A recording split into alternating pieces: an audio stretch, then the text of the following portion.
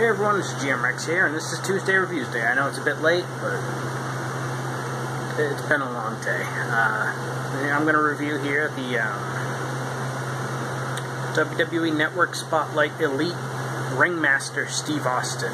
This was pretty much the gimmick Stone Cold Steve Austin used before he became Stone Cold. He came in as the $1 Million Man's protege, and, you know, pretty much from there on, you know, for a little while, he was doing the thing with Ted DiBiase. Ted DiBiase left, and then he won the King of the Ring and became Stone Cold. So,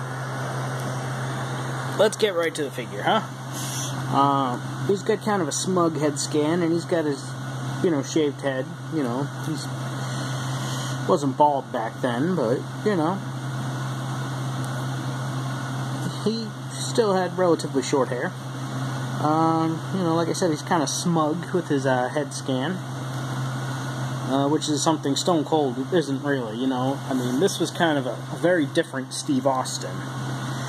He's got a black elbow pad on his right elbow only, white wrist tape, very dark green ring attire, which at first when I saw the figure I thought it was black, but then when I saw it at another store I realized it was dark green.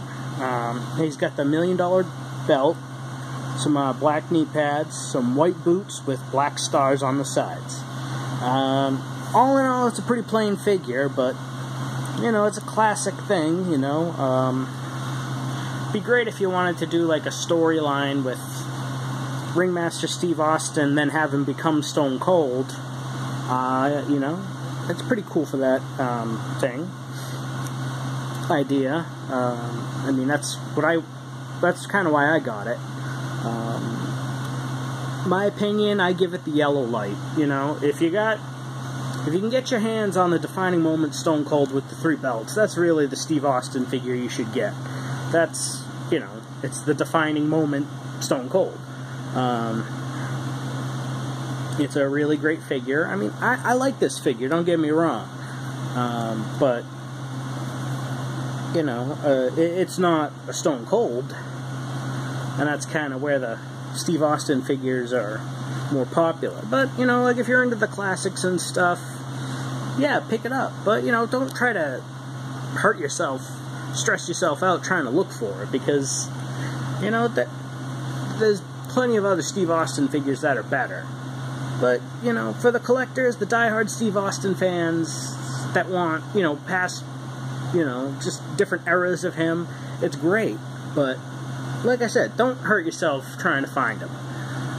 If you see it at the store, pick it up. If not, don't. Or if you're a customizer, you like to customize figures, this figure is great for customs due to its basic, like, you know, like generic parts. You know, you could probably make a pretty decent Bobby Roode out of it.